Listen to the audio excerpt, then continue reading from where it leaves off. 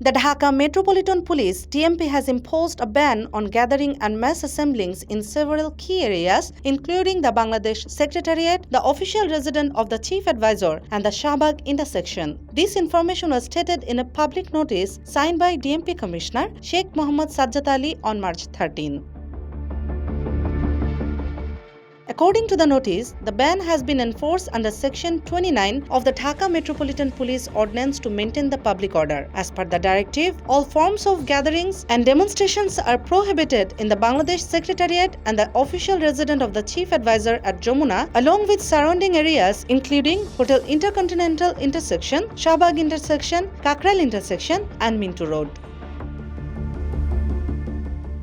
The notice further states that this order will take effect from March 13 and will remain in force until further notice. Desk report, Bangladesh Guardian.